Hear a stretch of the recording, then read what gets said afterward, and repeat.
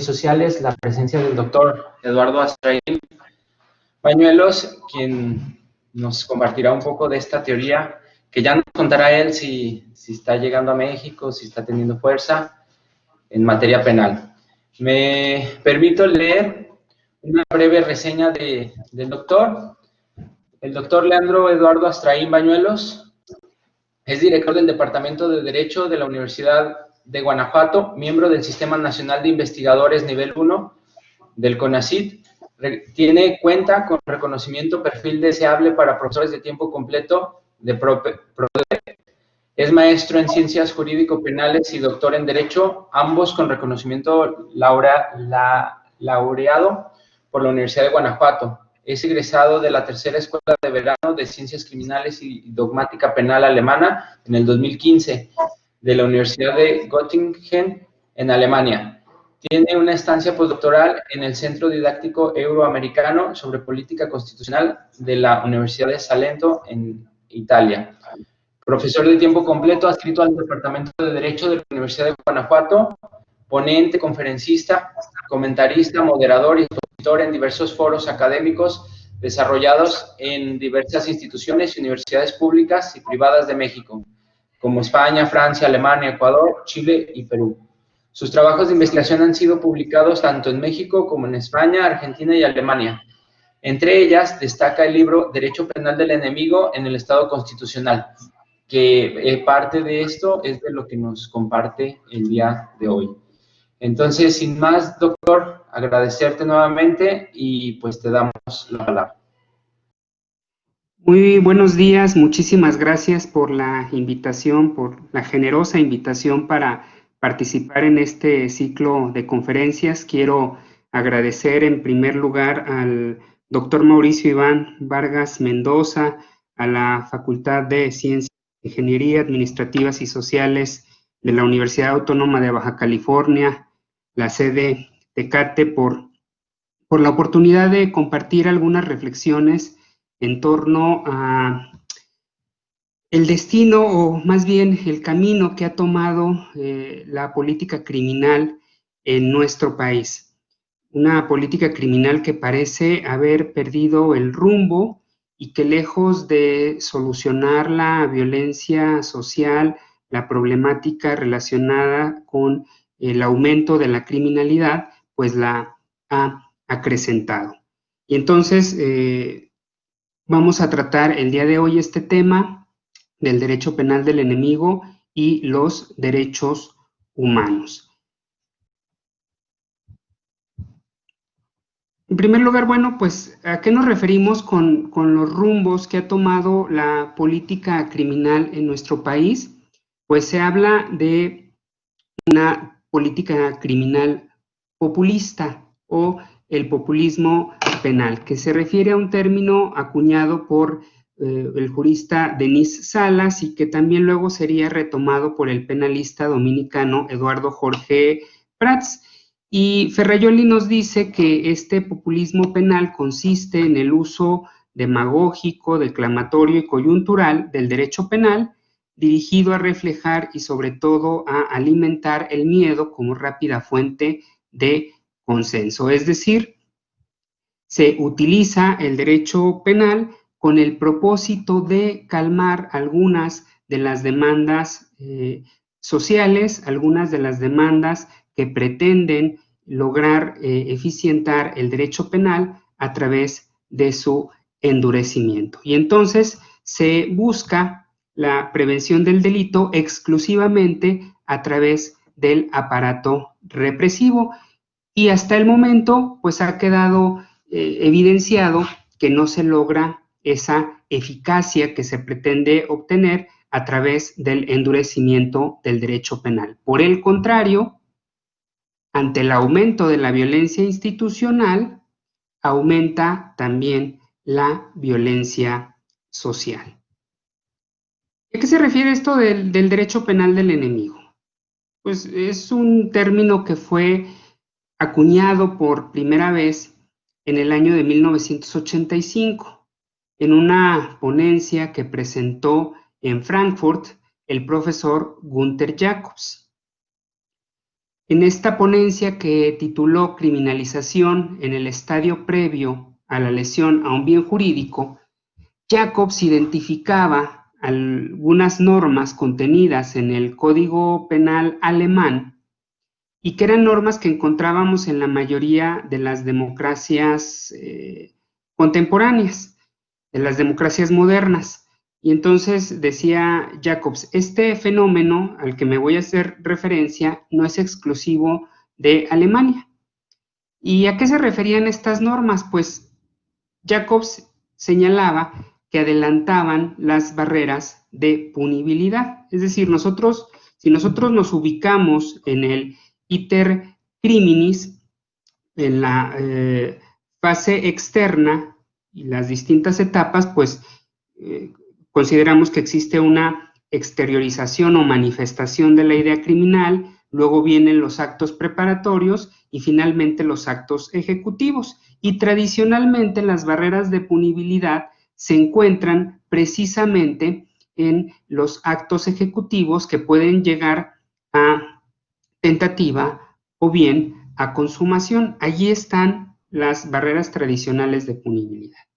Pero Jacobs identificaba algunas normas en donde el legislador adelantaba estas barreras y empezaba a criminalizar actos preparatorios e incluso meras manifestaciones. Y entonces señalaba Jacobs, cuando el legislador anticipa la punibilidad a estadios previos a la lesión al bien jurídico, el autor no tiene ninguna esfera privada, ningún ámbito para una conducta todavía no socialmente relevante, sino que es solo fuente de peligro o, en otras palabras, enemigo del bien jurídico. Este es el planteamiento original del profesor Jacobs, que consideraba que este conjunto de normas veían al sujeto como una fuente de peligro y por lo tanto se actuaba ante las primeras manifestaciones de peligrosidad.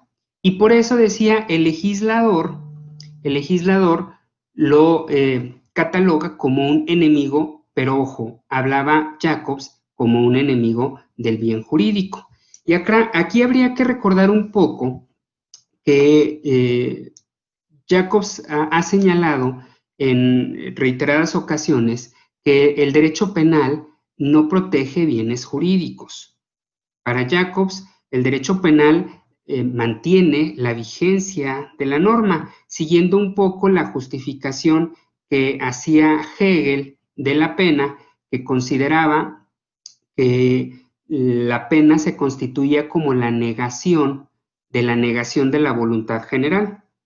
Así, Jacobs retoma un poco las premisas hegelianas para considerar que el derecho penal no protege bienes jurídicos, como es una premisa mayoritariamente aceptada en el derecho penal. Dice Jacobs, el derecho penal interviene una vez que el bien jurídico ha sido lesionado y en muchas ocasiones de forma irreparable. Entonces, es falso que el derecho penal proteja bienes jurídicos. Lo que en realidad hace el derecho penal es restablecer la vigencia de la norma que ha sido conculcada con el delito.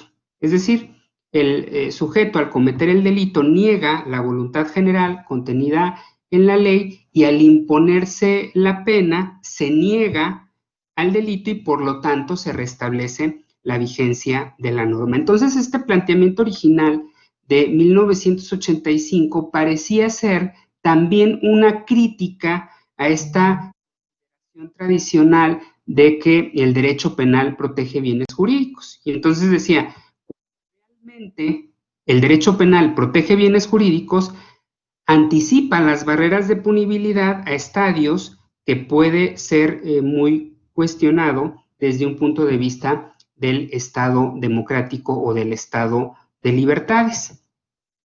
Y entonces, frente a este conjunto de normas en las que el legislador adelantaba las barreras punitivas ante las primeras manifestaciones de peligrosidad, se encontraban otro conjunto de normas en las que los sujetos eran considerados como ciudadanos, que se actuaba hasta el momento en que comenzaban la ejecución del hecho criminal. Y entonces a la definición de autor como enemigo, según la cual se podría combatir los más tempranos signos de peligro, se ha de contraponer aquí una definición de autor como ciudadano. Y ojo con esta expresión del profesor Jacobs, que señalaba en su ponencia de 1985. El derecho penal de enemigos optimiza la protección de bienes jurídicos y, en cambio, el derecho penal de ciudadanos optimiza las esferas de libertad. Entonces, vean ustedes cómo, al afirmar que el derecho penal del enemigo efectivamente protege bienes jurídicos, se actúa en las primeras manifestaciones de peligrosidad del sujeto. En cambio, el derecho penal del ciudadano entra en acción una vez que el bien jurídico ha comenzado a ser lesionado, y en ese sentido se optimizan las esferas de libertad.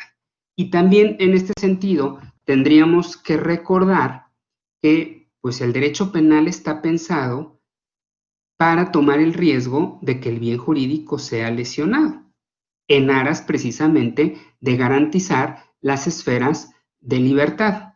De lo contrario, pues la vida en sociedad sería imposible.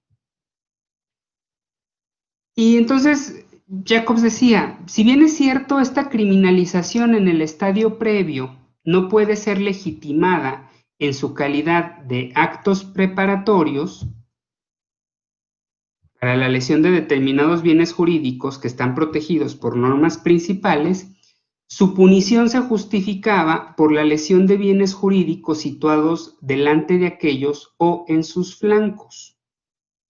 Y entonces empezaba ya una justificación por parte del profesor Jacobs de este derecho penal del enemigo. Decía, las normas principales en donde se criminaliza, se sanciona a determinados bienes jurídicos, son a su vez protegidas por otras normas de flanqueo que protegen otros bienes jurídicos. Y entonces, en ese sentido, parecía un poquito contradictoria la posición de Jacobs al afirmar que estas normas de flanqueo, pues sí, protegían otro tipo de bienes jurídicos. Bueno, esta es quizá la justificación que siempre ha dado Jacobs en torno a este derecho penal del enemigo. Dice, es necesario distinguir ambas tendencias para precisarlas y delimitarlas, evitando que disposiciones del derecho penal del enemigo se inserten en el derecho penal del ciudadano. Y por lo tanto era contundente. Las normas del derecho penal del enemigo tienen que ser separadas estrictamente del derecho penal del ciudadano. Este es el planteamiento original de 1986, una ponencia que presenta el profesor Jacobs en Frankfurt.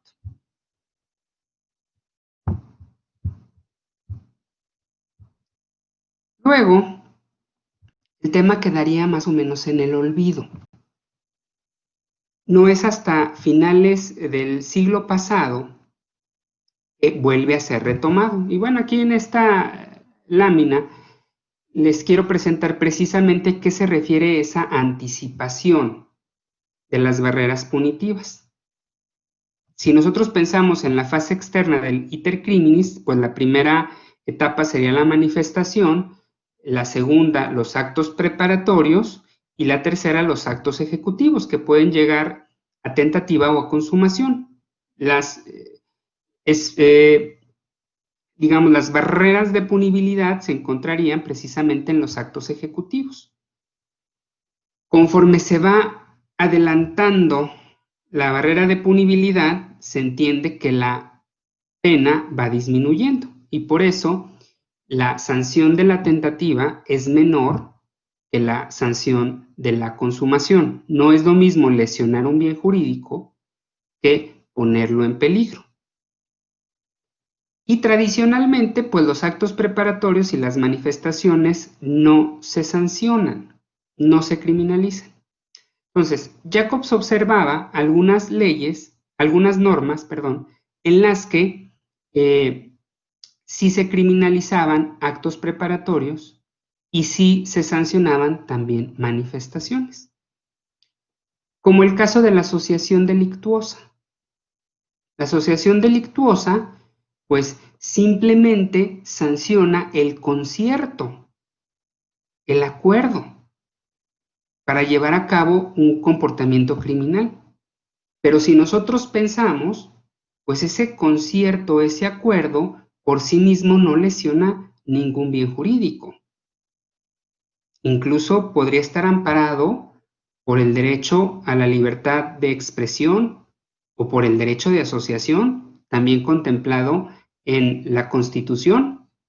Sin embargo, el legislador considera que ese solo comportamiento, que revela desde luego peligrosidad, ya lesiona por sí sola un determinado bien jurídico. Y entonces, estas normas que contemplan este tipo de comportamientos, que criminalizan este tipo de comportamientos, serían normas propiamente de flanqueo, de las normas que criminalizan los actos ejecutivos. Y entonces, identificaríamos otros bienes jurídicos protegidos por esas normas de flanqueo. La paz pública, la seguridad pública, etc. Empiezan a construirse bienes jurídicos de tipo abstracto para justificar ese tipo de normas. Entonces, les decía yo, este tema quedó más o menos en el olvido hasta que vuelve a ser retomado en una conferencia que dicta Jacobs en Berlín en el año de 1999. Esta conferencia la titula La ciencia del derecho penal ante los retos de la actualidad. Y en esta conferencia ya hay una evolución del planteamiento original. Comienza a señalar que esos sujetos que son considerados enemigos en realidad no son personas. Porque dice Jacobs, quien pretenda ser tratado como persona debe dar a cambio cierta garantía de que va a ser comportado que se va a comportar como persona. Y entonces aquí el profesor pues da un concepto eminentemente jurídico de persona.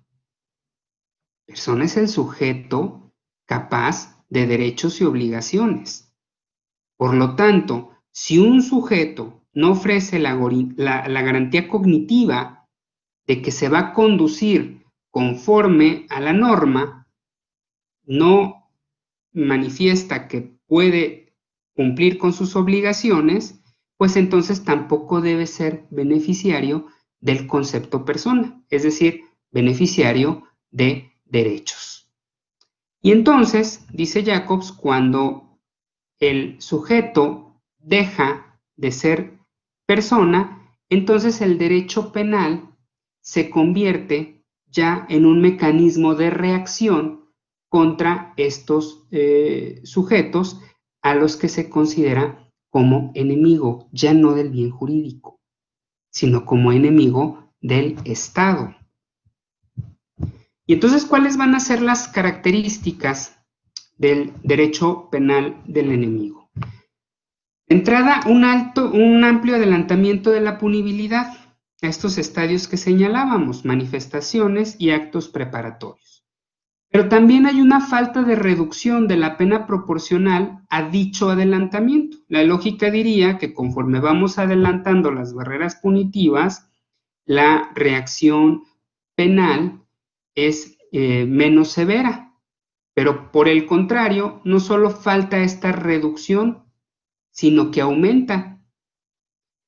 También otra de las características del derecho penal del enemigo es que se pasa de la legislación penal a la legislación de lucha para combatir a la delincuencia, es decir, se empiezan a conformar legislaciones penales especiales para combatir a determinados sectores de la criminalidad. Y una de las características fundamentales de esta legislación de combate o legislación de emergencia es que se disminuyen las garantías procesales de los imputados, las garantías procesales de los destinatarios de ese régimen penal de combate, también conocido como régimen penal de excepción. Obviamente, cuando hace un planteamiento de esta naturaleza el profesor Jacobs en el Congreso de Berlín, pues levanta una amplia polémica, sobre todo por la idea de despersonalizar a los enemigos. Considerar que determinados sujetos no son personas, pues es una afirmación muy fuerte y habrá que también contextualizar lo que eso significa en Alemania, que superaron un régimen totalitario, un régimen que desconoció la calidad de persona a determinados grupos sociales y que eso provocó violaciones graves a los derechos humanos. Entonces, el tema del régimen nazi, hoy fecha, sigue siendo un tema muy sensible para los alemanes. Y entonces, si se da un planteamiento de esta naturaleza en el que se considera que determinados sujetos no son personas, pues inmediatamente nos remite a este pasado reciente que fue el antecedente para una guerra mundial y que ante todas las atrocidades que se vivieron en esta guerra por parte de todos los involucrados, porque luego también pues como que solamente nos acordamos de las atrocidades de los que perdieron, pero no las que hicieron los que ganaron. La realidad es que en esta guerra pues las atrocidades que se vivieron fueron de todos los bandos. Y entonces, ante estos acontecimientos históricos, digamos, recientes, pues un discurso de esta naturaleza impacta de forma muy negativa en una Alemania que quiere superar ese pasado, pero no olvidarlo. Finalmente, si vamos nosotros a los memoriales en los que se convirtieron los campos de concentración, pues efectivamente lo que se pretende es mantener viva la memoria de lo que sucedió para que no vuelva a pasar. Por eso no son museos, es algo gravísimo lo que pasó en esos lugares y entonces son memoriales que están ahí para recordarnos lo que pasó, para nunca olvidarlo, con el propósito de que no se vuelva a repetir. Y entonces, evidentemente, hubo respuestas muy fuertes al profesor Jacobs por parte de otros juristas, y el propio Alvin Esser, un jurista alemán ya fallecido, le recordó que negar la calidad de persona a determinados sujetos había sido algo que había realizado el régimen nazi y que había terminado en violaciones graves a los derechos humanos. Pero Jacobs no ha desistido de su planteamiento y entonces ha retomado el tema en distintas ponencias, conferencias, en trabajos, en monografías, en artículos, y ha dicho, a ver, yo no estoy construyendo este derecho penal del enemigo, no es un invento mío, allí están en las normas, es una realidad. El concepto persona, pues es un concepto eminentemente jurídico. Tampoco habría que rasgarnos las vestiduras, dice Jacobs. Yo soy como el mensajero al que matan por lo indecoroso de su mensaje, pero yo solamente les estoy diciendo lo que está en la norma. Y lo que les estoy diciendo es que es mejor reconocerlo y delimitarlo que decir que no existe cuando en realidad ahí está, y entonces este derecho empiece a contaminar las normas propias del derecho penal del ciudadano. Esa ha sido la defensa del profesor a este planteamiento, que insisto, lo ha retomado en distintos foros y también en trabajos de investigación. A principios de este siglo publica una monografía titulada La pena estatal, significado y finalidad. Y en este trabajo, Jacobs confronta los conceptos persona y enemigo, destacando que la existencia de leyes para la lucha contra el delito pone en evidencia que en esos casos lo que se trata es prevenir delitos y no mantener la vigencia de la norma. Son normas que se dirigen contra sujetos que de manera permanente se han apartado del derecho, que no prestan garantía cognitiva, que es imprescindible para ser tratado como persona en derecho. Entonces, dice Jacobs, ¿quieres ser persona? Compórtate como persona. Y entonces, a los sujetos que de manera permanente se han separado del orden jurídico, se les despersonaliza jurídicamente. Pero también lo ha precisado. Esta despersonalización es solamente parcial. Solamente es tratado como enemigo por el ordenamiento jurídico penal. Y en los demás ámbitos sociales mantiene su estatus de persona y por lo tanto no se le pueden violentar sus derechos relativos a su integridad corporal, propiedad, etc.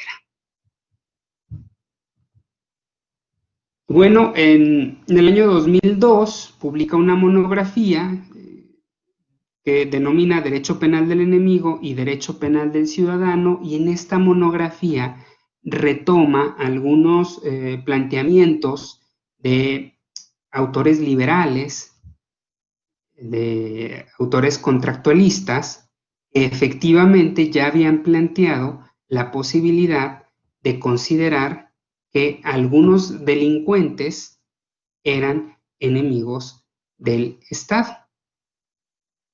Y entonces vuelve a señalarnos que en el derecho penal se aprecian dos tendencias, una que pretende confirmar la vigencia de la norma a través de la imposición de la pena al ciudadano, que sí es persona, y otro derecho penal que combate la peligrosidad de enemigos, es decir, quienes no son personas, en el estadio previo a la lesión a un bien jurídico. Y con esto, pues Jacobs pretendía,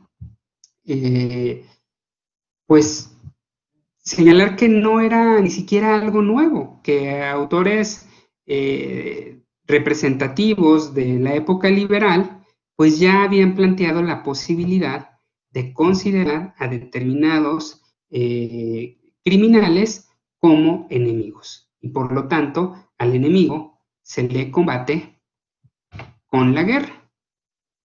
E insisto, este es la gran preocupación de Jacobs, que como veremos más adelante, pues parece que efectivamente lleva mucha razón.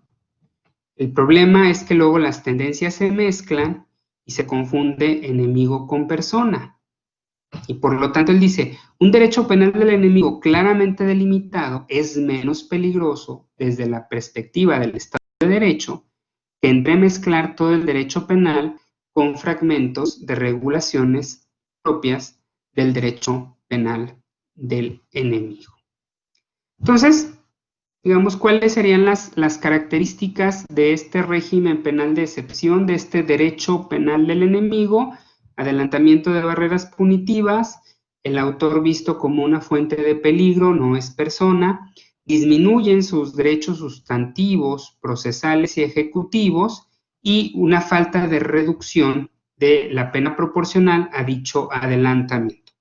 Además, paso de la legislación penal a la legislación de lucha para combatir a la delincuencia. Ahora, este derecho penal del enemigo es compatible con el conjunto de valores o de principios que sustentan al derecho penal en un Estado constitucional? Esta es la gran pregunta.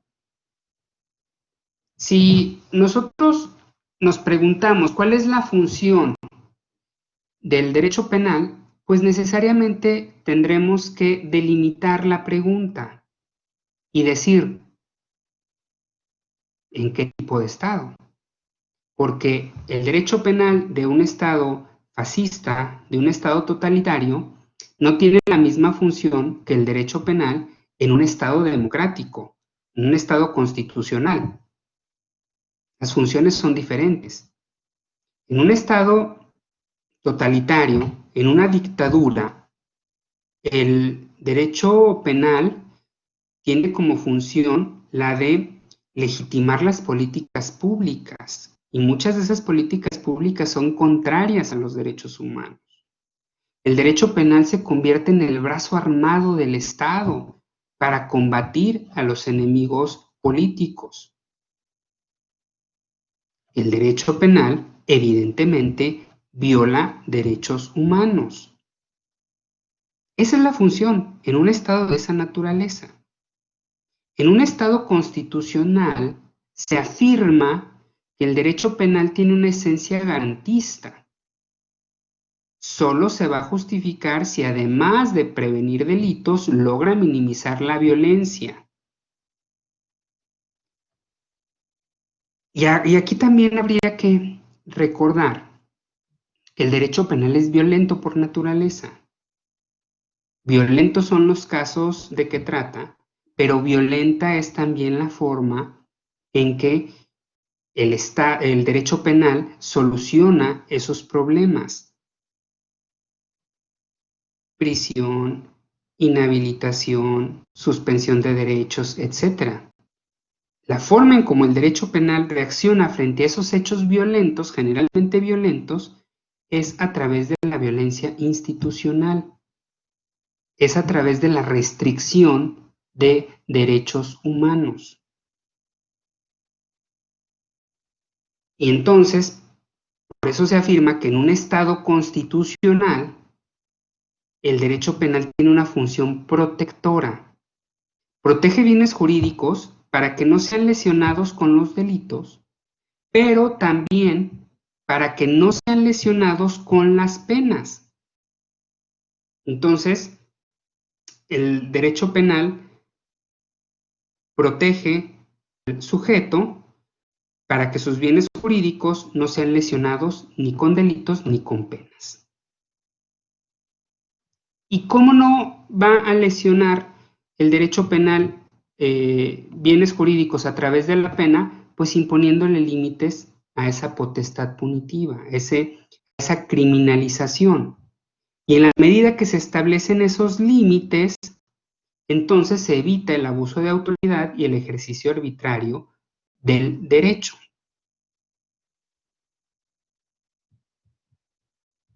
Por lo tanto, el derecho penal en un Estado constitucional pretende que sea respetada la dignidad humana, a que se realicen la seguridad jurídica y la justicia, a que solo se impongan penas por conductas que ocasionen un daño a bienes jurídicos considerados indispensables, necesarios para garantizar la vida en sociedad. Y también, pues, que exista una relación de equilibrio entre la pena y el daño causado. Lo que pretende, por lo tanto, el derecho penal es imponer límites a la criminalización. Y en la medida que se logre esto, entonces podemos considerar que ese derecho penal es propio, es acorde a un Estado constitucional. Y aquí nos tendríamos que preguntar ¿Qué tipo de Estado es el que tenemos en nuestro país? Pues creo que la Constitución aspira a convertir a nuestro país en un Estado constitucional. Estado constitucional no es el que tiene una constitución. Estado constitucional es el que en su constitución se contemplan determinados principios que dan legitimidad al Estado constitucional, como son el reconocimiento de derechos humanos, la división de poderes, el régimen democrático, el control de constitucionalidad. En la medida en que esos principios se respeten, entonces podemos estimar que el tipo de Estado es uno constitucional.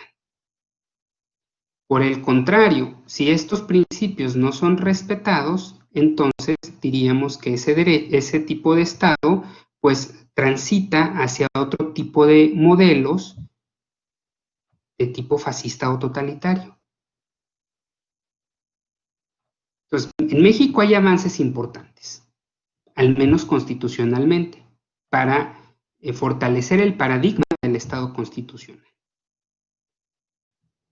Pero si estos principios no se viven, no son cotidianos en la vida de los miembros de la sociedad, pues evidentemente no podemos cantar victoria. Si solamente los derechos humanos son derechos de papel, pues no podemos considerar que efectivamente nosotros vivamos en un Estado democrático.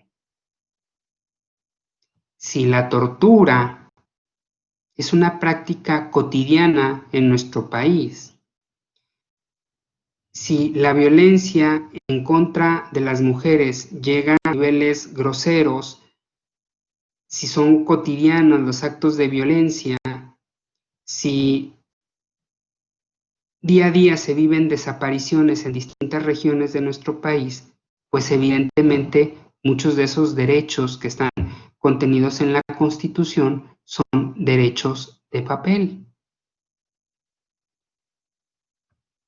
Y decía el doctor Mauricio al inicio de esta charla que tendríamos que aterrizar en determinar si este derecho penal del enemigo de entrada es una realidad en nuestro país y además si efectivamente ese tipo de derecho es legítimo en un Estado al que aspiramos, como es el Estado constitucional. Y la respuesta a la primera interrogante sería sí, sí tenemos claramente un régimen penal de excepción en nuestro país y es evidente también que este tipo de derecho penal es ilegítimo en un Estado constitucional. ¿Por qué afirmamos que sí es una realidad en nuestro país? Pues podemos observar el régimen penal de excepción para la delincuencia organizada. Aunque también hay muchas normas del derecho penal del enemigo en los propios códigos penales de los estados y el federal, y también en leyes penales especiales. Hay una gran cantidad de normas en las que efectivamente se adelantan las barreras punitivas, en las que se sanciona de la misma manera la tentativa y la consumación, donde efectivamente el sujeto es tratado como un peligro, como una fuente de riesgo para el bien jurídico. Pero donde lo podemos observar con toda claridad es con el régimen penal de excepción para la delincuencia organizada. Este régimen comenzó a cobrar fuerza en nuestro país en el año de 1993, cuando se eleva el concepto a rango constitucional. Entonces se da una reforma por virtud de la cual se puede duplicar el término de detención en sede administrativa, digamos para la delincuencia común es 48 horas, pero para casos de la delincuencia organizada se puede duplicar el término de detención. Y con esta norma, con esta reforma, luego se sentarían las bases para que en el año de 1996 se aprobara y publicara en el Diario Oficial de la Federación la Ley Federal contra la Delincuencia Organizada, que desde el nombre vemos cómo se trata de una legislación de combate, de una legislación de lucha, Ley Federal contra. Desde ahí, a ese tipo de legislación se refería el profesor Jacobs. Una ley que fue severamente cuestionada por la academia. Incluso el doctor Sergio García Ramírez la calificó como el bebé de Rosemary. O sea, este es el inicio de decía el profesor, es el inicio de la conformación de un régimen antiliberal, antidemocrático. Es muy riesgoso. Desde el año de 1996. Y muchas de las instituciones que contemplaba esta ley, pues eran evidentemente inconstitucionales, como el arraigo, la figura del arraigo. Que la figura del arraigo, pues evidentemente viola el derecho a la presunción de inocencia. En vez de investigar para detener, se detiene para investigar. Se adelanta la pena. Pero además, este arraigo rompía con una tradición en nuestro país de que las detenciones en sede administrativa fueran de corta duración. Hasta se contabilizaban por horas. Entonces, fue muy cuestionada esta ley federal contra la delincuencia organizada, particularmente la figura del arraigo, y el problema se pretendió solucionar de forma frívola. Bueno, si dicen que muchas de las disposiciones de la Ley Federal contra la Delincuencia Organizada son inconstitucionales, pues elevémoslas a rango constitucional y entonces ya podemos afirmar que efectivamente son constitucionales. Y por eso la reforma de 2008 en materia penal y de seguridad pública, que por un lado adopta un sistema penal democrático llamado acusatorio o adversarial, pero por otro lado eleva a rango constitucional una serie de disposiciones dirigidas a la delincuencia organizada que se caracterizan por la disminución de los derechos de estos sujetos, de los miembros de la delincuencia organizada. Y entonces comienza la constitucionalización del régimen penal de excepción. Una reforma que ha sido calificada por el doctor Luis Felipe Guerrero como una reforma bipolar, o por el propio Sergio García Ramírez, que dice es una reforma que puede ser como un vaso con agua cristalina para otorgársela a una sociedad deseosa de seguridad pública, sedienta de seguridad pública, pero que una mano oscura puso unas gotas de veneno para hacer referencia a estas normas del régimen penal de excepción, de las normas del derecho penal del enemigo. Entonces, vean ustedes cómo, pues, este régimen se ha fortalecido en nuestro país, pero también empieza a contaminar otras áreas de la juridicidad. Empieza a contaminar particularmente al llamado derecho penal del ciudadano. Como lo podemos apreciar con la reforma del año pasado, en materia de derecho penal fiscal, por virtud de la cual se empieza a considerar que en algunos supuestos el evasor fiscal se convierte en un miembro de la delincuencia organizada. Y entonces se le aplican todas las normas propias de este régimen. Entonces ahí está el verdadero riesgo, el verdadero peligro. Cuando nosotros escuchamos el planteamiento, luego hasta nos parece interesante y atractivo, porque también nosotros nos identificamos mucho con las víctimas. Entonces pensamos que efectivamente estos sujetos que son considerados enemigos son otros, ajenos a nosotros, a nuestra realidad, cuando en realidad no sabemos si es un sujeto que se encontró en el momento equivocado, en el lugar equivocado. Y el ser sometido a un régimen de esta naturaleza destruye vidas. Destruye vidas. Entonces, la invitación en esta mañana, pues es para reflexionar en torno a estos rumbos que ha tomado la política criminal en México y que nos hacen pensar que estamos ante un desmantelamiento del Estado constitucional, un desmantelamiento del Estado democrático. Finalmente, también habrá que recordar, como decía Goldschmidt, que el proceso penal es el termómetro que nos permite medir el régimen democrático de una sociedad. Y actualmente nuestro procedimiento penal pues se caracteriza por su dureza, por su irracionalidad, en perjuicio de los derechos humanos de las personas. Yo con esto concluyo mi participación, agradezco profundamente la invitación y quedo a sus órdenes por si hubiera algún comentario. Muchísimas gracias.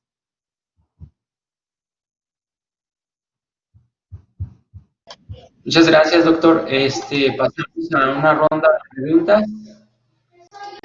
La pueden realizar a través de chat o pueden incluso activar su micrófono. No sé si alguien tenga alguna duda, alguna pregunta que realizar.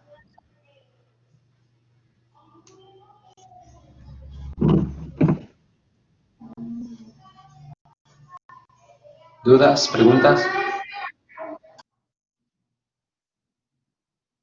Mientras se animan, yo me gustaría realizarte una pregunta. Tú sabes que yo no me dedico mucho al derecho penal, Sí. pero ¿qué hacer en un país, por ejemplo, como México, con sus características propias, donde de repente a través de las redes sociales aparecen muchas notas y pareciera que entiendo que el derecho penal del enemigo es como un concepto de excepción, ¿no? Para casos muy... Pero ¿qué hacer en México cuando nuestros legisladores se guían por estas notas e inmediatamente empiezan a realizar iniciativas guiados por el boom, ¿no? Lo que está de moda en la sociedad, lo que surgió, el delito que estremeció a la sociedad? Entonces a ese delito legislo en materia penal y le pongo que sea de oficio. A veces hasta a nivel constitucional.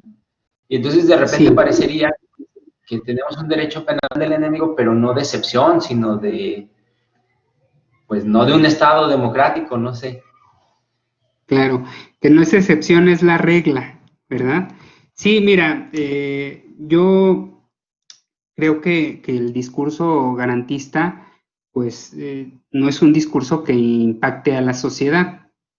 Por el contrario, el discurso eficientista es el que le gusta escuchar a la sociedad. Entonces, evidentemente, pues, se utiliza al derecho penal como un medio para calmar las demandas sociales, como si fuera efectivamente la panacea que va a resolver todos los problemas que estamos viviendo.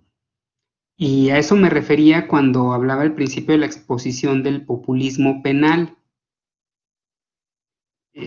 la sociedad quiere mayor rigor punitivo. Esa es una realidad. Si nosotros vemos alguna nota en algún noticiero o en el periódico en donde se ve a un sujeto detenido con visibles signos de tortura, con golpes, evidentemente, y basta que diga se detiene a secuestrador para que la sociedad vea con buenos ojos esa situación y digan, pues finalmente él se lo buscó por andar de secuestrador, cuando en realidad no sabemos si efectivamente es un secuestrador. Y ahí está el caso paradigmático de Florence Cassés, en donde hay un montaje, eso es, no fue una recreación, fue un montaje por virtud del cual se consideró que dos personas eran secuestradores. Y parece ser, pues al menos eso fue lo que determinó la corte en el caso de Florence, pues todo fue construido y por eso la mujer fue liberada. Y así pasa frecuentemente.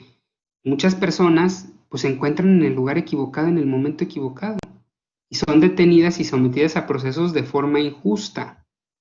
Pero luego a veces es complicado que acrediten su inocencia, porque precisamente todas estas normas especiales dificultan mucho la defensa.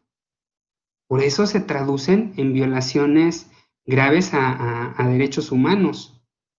Entonces, habrá también que recordar que siempre, siempre, siempre habrá, aún en las democracias más consolidadas, tentaciones autoritarias. Y entonces, el darle más poder al Estado en perjuicio de los derechos de los gobernados, fortalece precisamente regímenes totalitarios.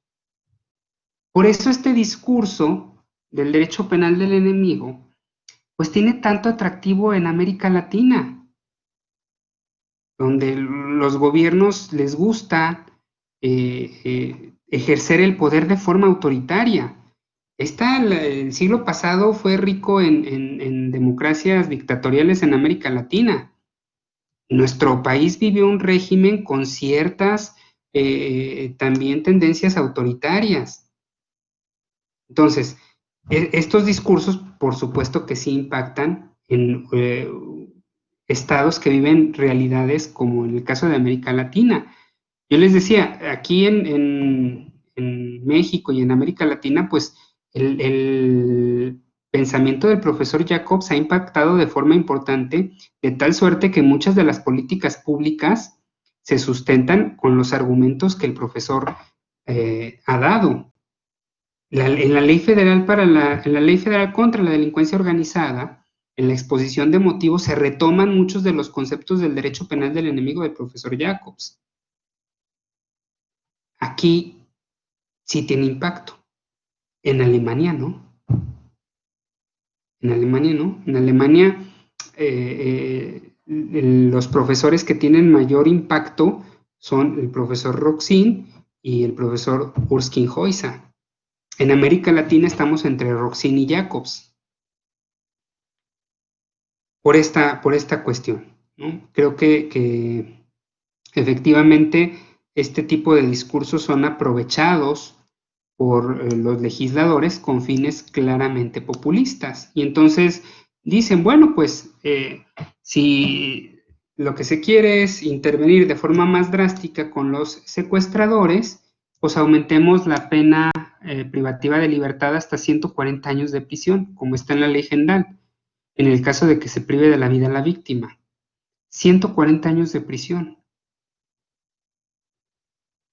Y que no el fin de la pena privativa de libertad es la reinserción social. ¿Cómo se va a poder reinsertar a un sujeto que se le impongan 120 o 140 años de prisión?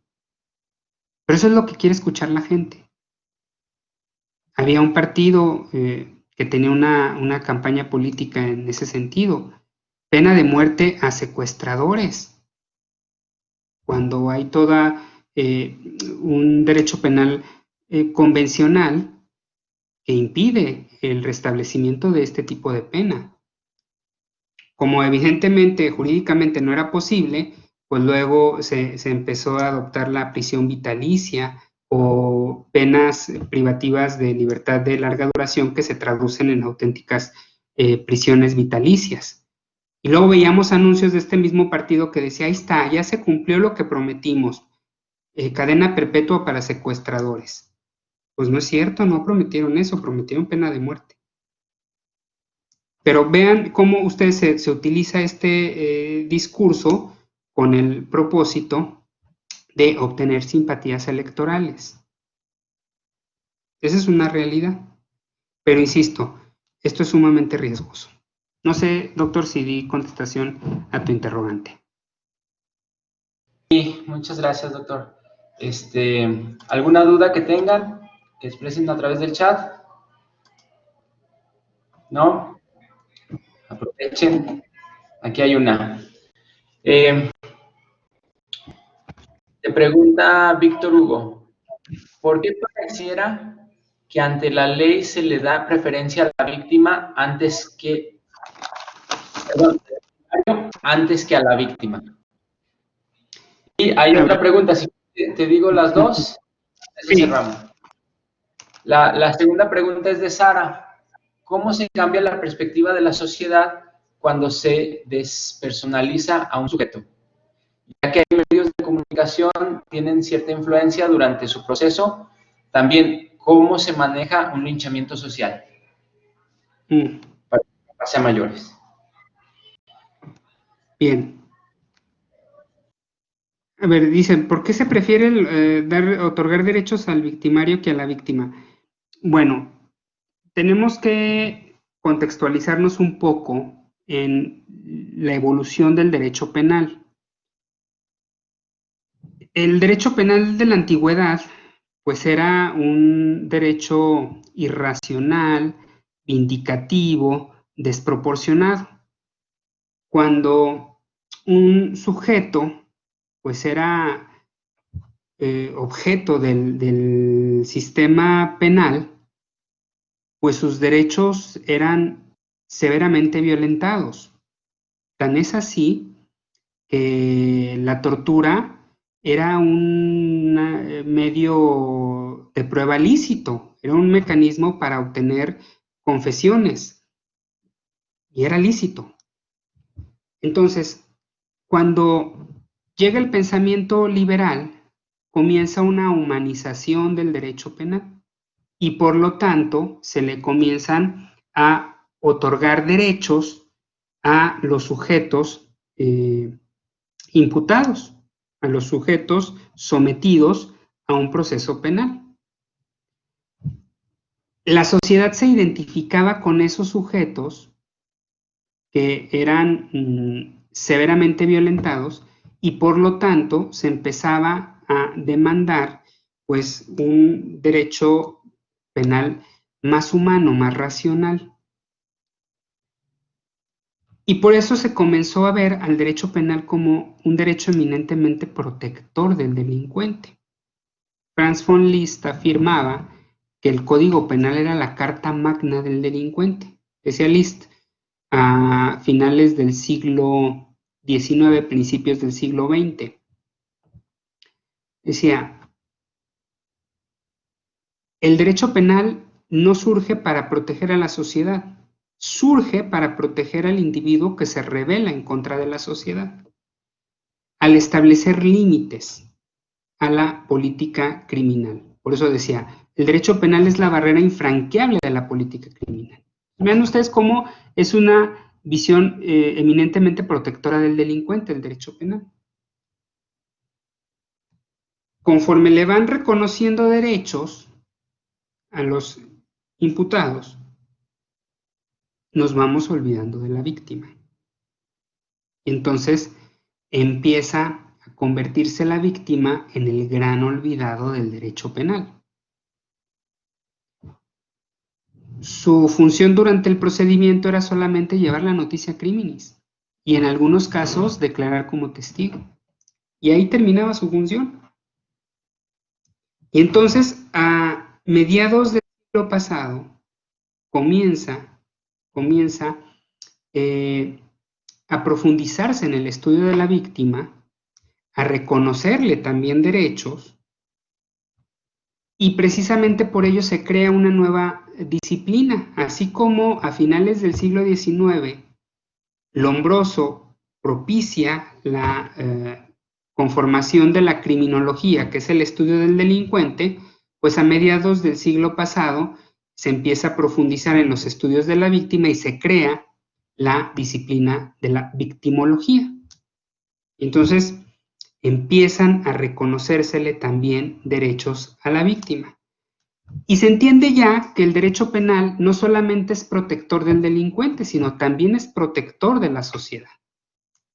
Por eso decíamos en la exposición que el derecho penal protege bienes jurídicos de la sociedad y de los presuntos responsables, para que no sean lesionados ni con los delitos ni con las penas.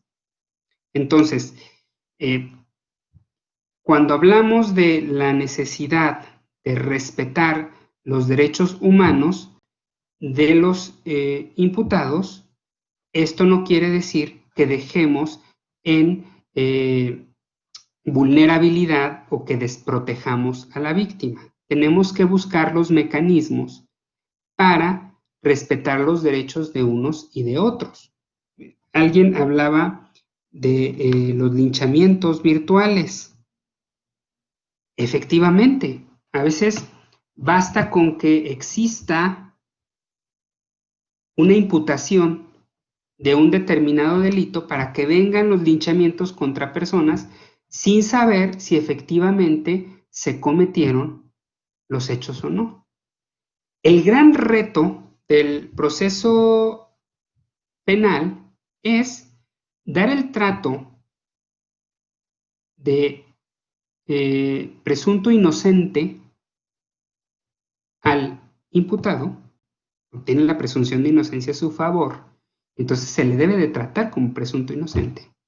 Pero también se debe de tratar a la víctima como presunta víctima. Porque si en aras de considerar que el sujeto es presunto inocente y por lo tanto tenemos dudas de que la víctima sea víctima, entonces podemos revictimizar, como pasa también frecuentemente en las agencias de criminalización, en el Ministerio Público o en los juzgados. Las víctimas suelen ser revictimizadas. Entonces, ese es el verdadero reto del derecho penal. Tratar al imputado como presunto inocente y tratar a la víctima como presunta víctima. Porque también, esto que refieren de los linchamientos virtuales, a veces son meras venganzas.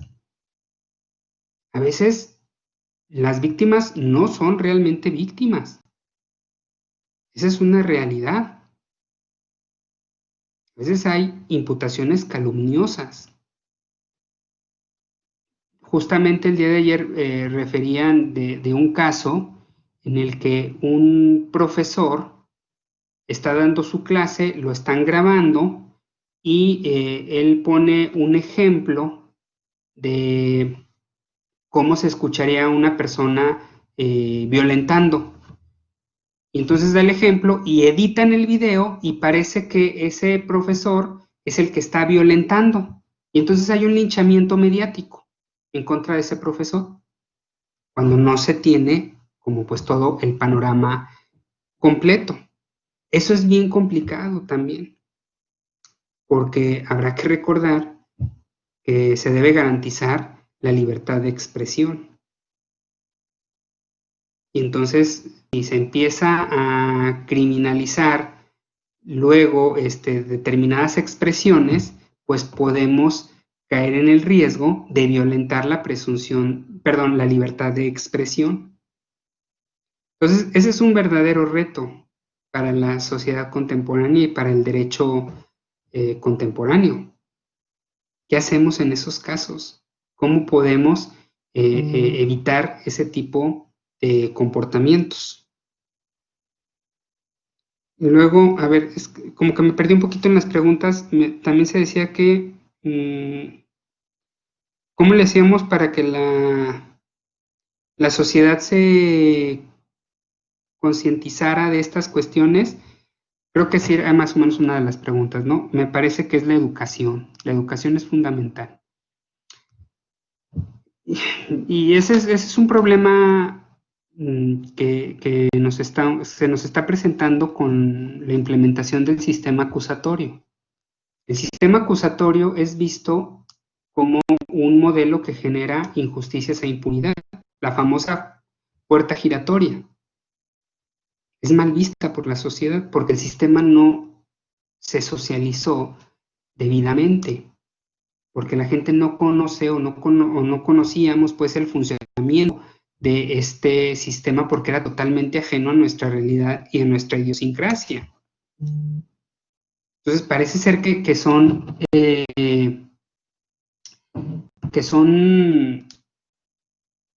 sistemas para otro tipo de sociedades, en donde incluso el régimen democrático esté mucho más consolidado, porque también implica un ejercicio responsable del sujeto que es sometido al sistema penal, cosa que en México pues tampoco tenemos. Y efectivamente, si suele haber violaciones durante los procesos penales, pues un imputado que obtiene su libertad y ante el temor de poder ser condenado injustamente, pues puede efectivamente sustraerse de la acción de la justicia.